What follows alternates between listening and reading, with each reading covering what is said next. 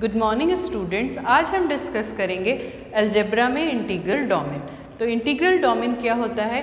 A commutative ring with unit element possesses at least two elements and no divisor of zero is said to be integral domain। तो देखते हैं कैसे। एक commutative ring से मतलब है एक ऐसा अलजेब्रिक स्ट्रक्चर जो पहले एडिशन के रेस्पेक्ट में एक एबिलियन ग्रुप हो, R plus is abelian group,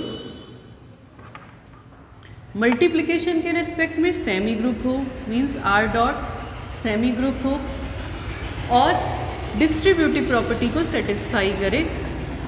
distributive property को अगर ये सेटिस्फाई करेगा तो ये एक रिंग कहलाएगा। अब अगर ये commutativity with respect to multiplication को सेटिस्फाई करेगा, means A dot B is equals to B dot A होगा, तो ये कम्यूटेटिव रिंग कहलाएगा। तो एक commutative ring with unit element मतलब one must belongs to this set, जो कि हम बनाएंगे इंटीग्रल डोमेन। वन इसमें ज़रूर होना चाहिए, पजेसेस एटलीस्ट टू एलिमेंट्स, कम से कम इसमें दो एलिमेंट होने चाहिए, और नो डिविज़र ऑफ ज़ीरो होना चाहिए। डिविज़र ऑफ ज़ीरो से मतलब है अगर हमारे पास a is not equal to zero है, b is not equal to zero है, लेकिन a into B is equals to zero आ रहा है, तो a और b को हम डिविज़र ऑफ ज़ीरो कहते हैं। तो अगर हमारे पास एक ऐसा अलजेब्रिक स्ट्रक्चर है जो कम्यूटेटिव रिंग है और जिसमें यूनिट एलिमेंट है मतलब वन है, कम से कम दो एलिमेंट हैं, और ऐसा कोई डिविज़र ऑफ ज़ीरो नहीं है, तो उसको हम इंटीग्रल डोमेन कहेंगे और इसको d प्लस डॉट से डिनोट करेंगे।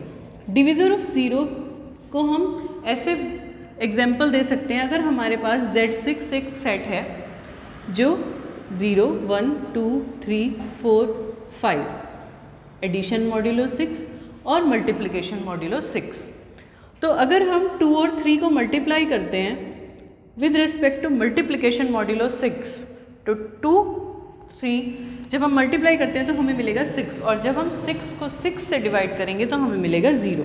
तो यहाँ ना तो 2 0 है ना 3 0 है, लेकिन इनका मल्टीप्लिकेशन हमें मिल रहा है 0, तो ये हैं 0 डिविज़र। तो ऐसा कोई एलिमेंट सेट में नहीं होना चाहिए। अब हम देखते हैं हम कैसे प्रूव करेंगे कि कोई सेट इंटीग्रल डोमेन है या नहीं। तो एक एग्जांपल लेते हैं Z5 जो कि रेजिड्यू क्लास मॉड्यूलो 5, तो इसके अंदर एलिमेंट्स होंगे 0, 1, 2, 3, 4 with respect to addition modulo 5 and multiplication modulo 5।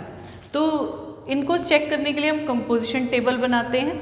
हमारी composition table with respect to addition modulo 5 है 0, जब हम इनमें ऐड करेंगे तो ये सब सेम आ जाएंगे, जब हम 1 ऐड करेंगे तो ये 1, 2, 3, 4 और 1 प्लस 5, 5, जब हम डिवाइड करेंगे 5 से तो हमें रिमाइंडर मिलेगा 0, 2, 3, 4, 0, 1, 3, 4, 0, 1, 2, 4, 0, 1, 2, 3।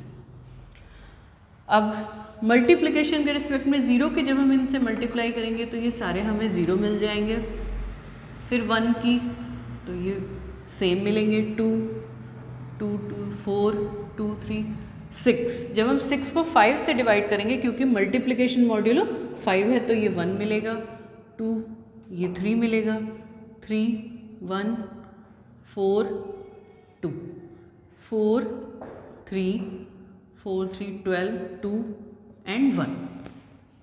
तो अब हम इनकी प्रॉपर्टीज़ को चेक करते हैं कि क्या Z5 एडिशन के रेस्पेक्ट में एक ग्रुप बनाता है, एबिलियन ग्रुप। यहाँ पे हम देख रहे हैं कि all the elements of composition table belongs to set, तो क्लोजर लॉ सेटिस्फाइड। अब एसोसिएटिविटी, एडिशन के रेस्पेक्ट में अगर हम किन्हीं भी 3 नंबर का ऐड करते हैं 1 + 2 + 3 विद रेस्पेक्ट टू, तो ये हमें इसके इक्वल ही मिलेगा, तो एसोसिएटिविटी भी सेटिस्फाइड।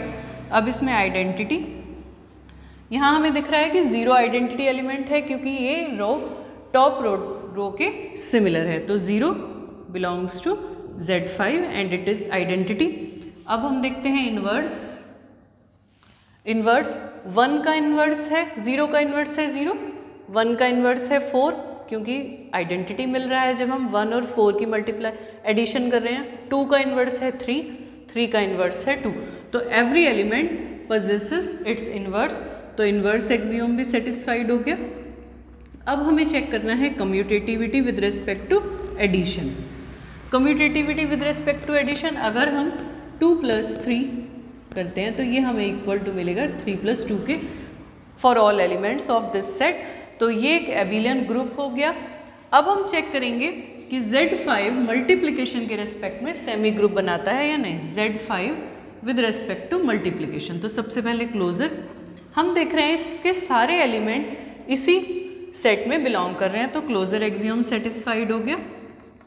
अब एसोसिएटिविटी भी सेटिस्फाई हो जाएगी, क्योंकि मल्टीप्लिकेशन में चाहे हम 2 + 3 2 × 3 × 4 करें तो 3 की जब हम 4 से मल्टीप्लाई कर रहे हैं तो हमें मिल रहा है 2, और 2 की जब 2 से कर रहे हैं तो मिल रहा है 4। अब हम इनको ऐसे करके देख लेते हैं। 2 जब 3 से कर रहे हैं तो हमें मिल रहा है 1, और जब इसकी 4 से कर रहे हैं तो 4। तो इसका मतलब associativity with respect to multiplication is also satisfied. तो ये इसके रेस्पेक्ट में एक सेमी ग्रुप हो गया। अब हम चेक करेंगे इसकी डिस्ट्रीब्यूटिव प्रॉपर्टी। सबसे पहले इसको रिंग चेक करना है, तो इसीलिए हम इसकी डिस्ट्रीब्यूटिव प्रॉपर्टी को चेक करेंगे। तो 1 × 2 × 3 विद रेस्पेक्ट टू 5। तो ये अगर हमें मिल जाता है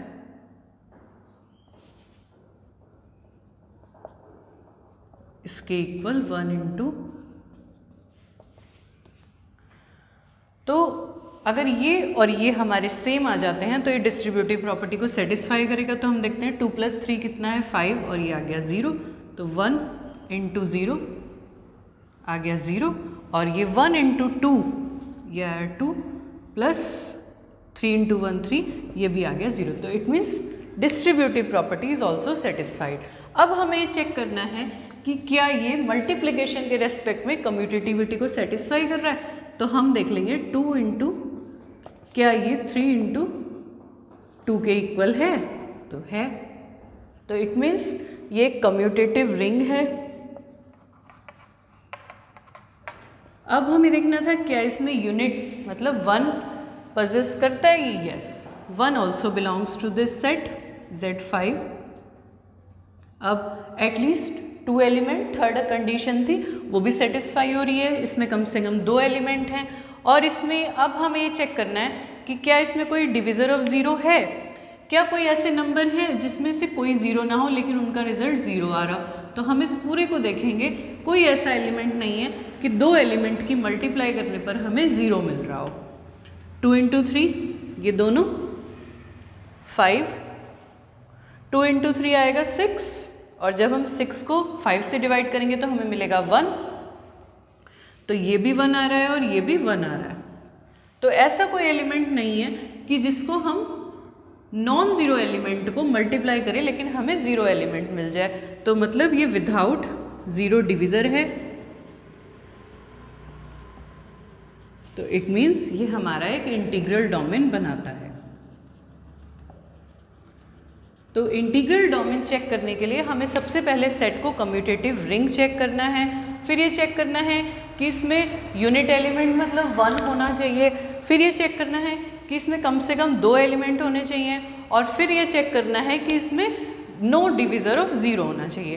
तो अगर ये सारी कंडीशंस को सेटिस्फाई करेगा तो ये एक इंटीग्रल डोमेन बनाएगा। Thank you.